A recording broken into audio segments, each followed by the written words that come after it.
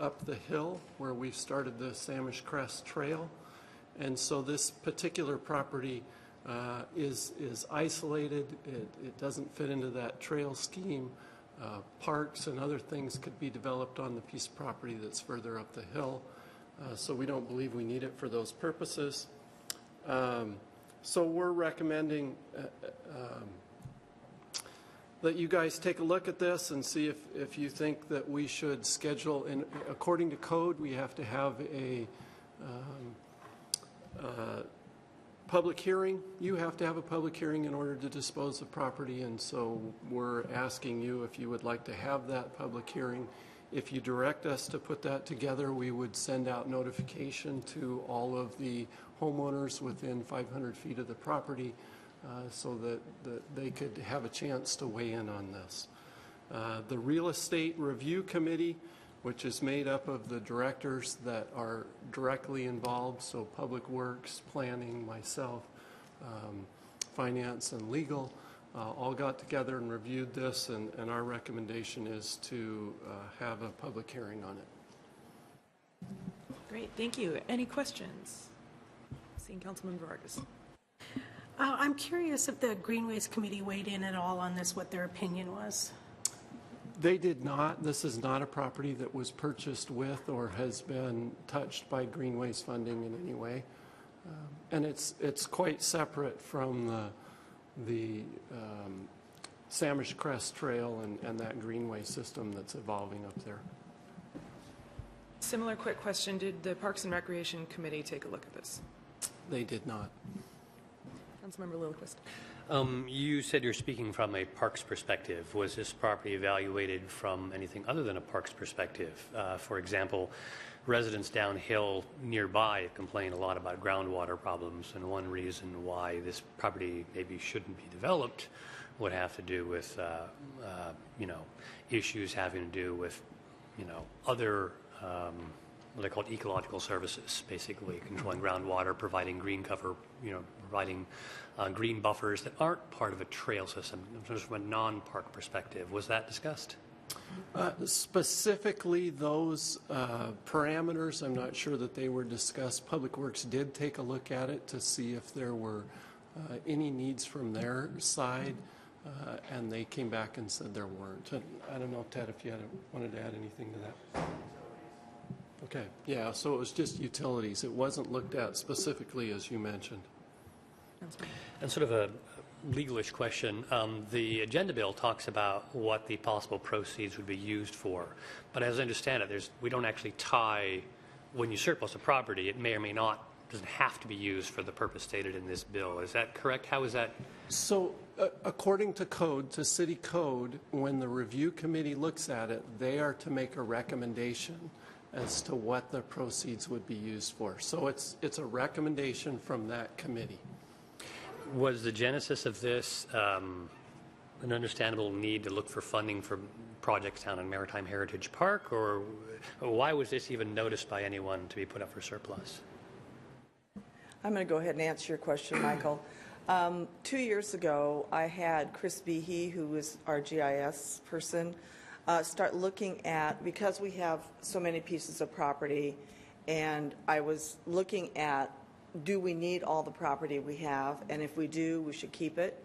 If we don't, then we should surplus it, because it could be used for a different purpose. So James just did what I asked, which is go through existing property that the parks owned, see if it fits into our bigger park vision, and then make recommendations on property that could be surplused. I think your point is well taken about whether or not it would have unintended impacts should those 3 houses or 3 lots be developed.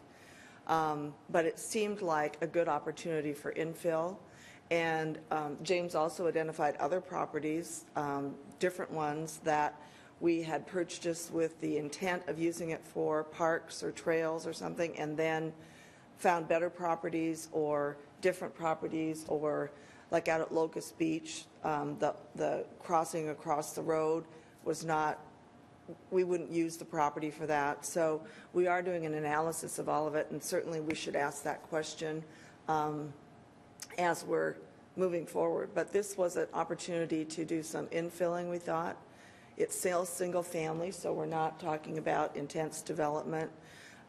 People are required to do certain things on their property. And so I think it's an appropriate piece of property to look at a different use for as far as infill. And then whether or not we absolutely use it on Maritime Heritage Park, that was not the motivating factor to bring that forward. It was the whole overall amount of property the city owns, and are we sure that we're putting it to the best and highest use so that we can take care of all of our other obligations. But if in fact there isn't a reason to keep the property, that we bring it forward to you, because obviously it would help if we could spend resources that we don't have right now necessarily on parks that are in need. And one of the things that we haven't done is we haven't allocated enough money for the operation and maintenance of our parks, and in this particular case, some capital improvements that we need to do. Any other questions? I guess I'll ask, can you elaborate a little more on the qualifying factors of what would make this exact property surplus? And maybe were there other properties that we looked at potentially for considering for surplus? Sure. So we took a look at them, and as the mayor said, we were looking at specifically, is there a park purpose for this property? Is it a good place for a neighborhood park, or is it a key connection in a greenway or a future greenway?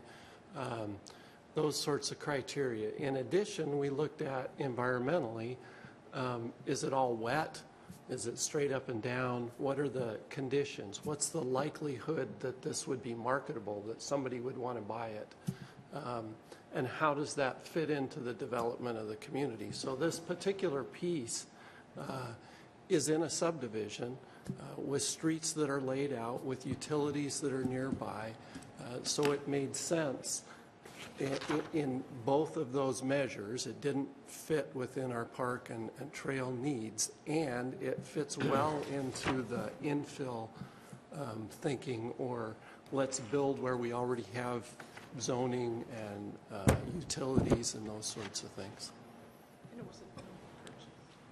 And it's been around since 1947.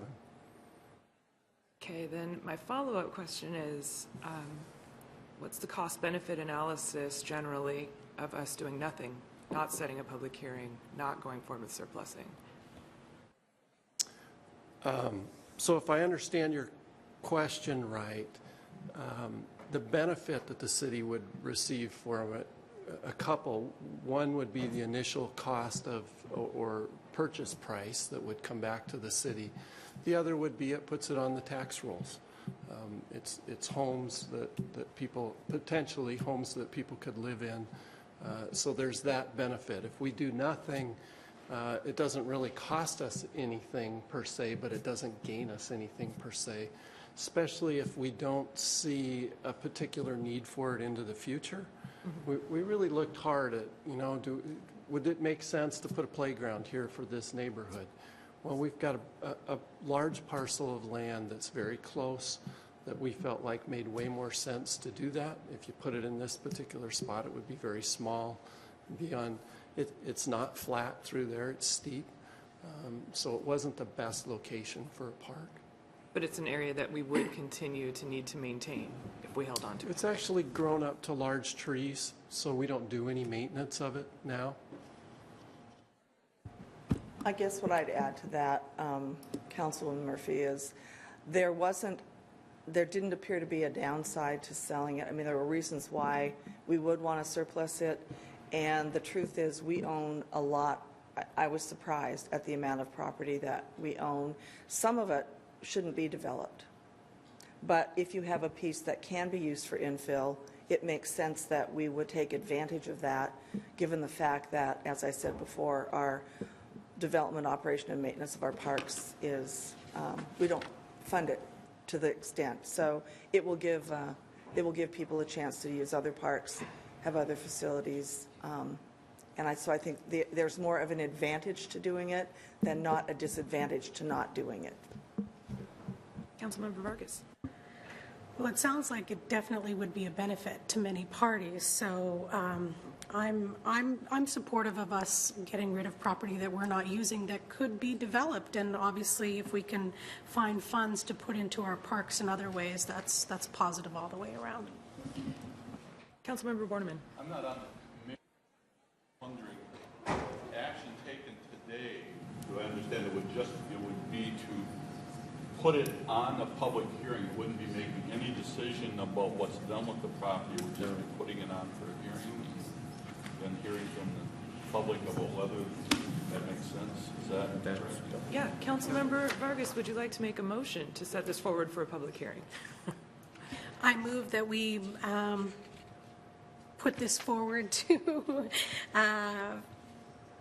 to the public, to have a public hearing to decide whether we should sell this property or not. Great. We have a motion to move this forward to public hearing. Councilmember Lillquist. Speaking to the motion, I will support the motion for public hearing, although I do remain skeptical of the surplusing. I think it's been evaluated from a narrowly parks perspective, and I'd like the hearing maybe to broaden that to what its other values might be, developed or undeveloped. But I'll be supporting the recommendation for hearing. Thank you. Any other feedback or questions? Seeing none, all those in favor, please say aye. Aye. Aye. Those opposed? None. This will go forward tonight for a report out in our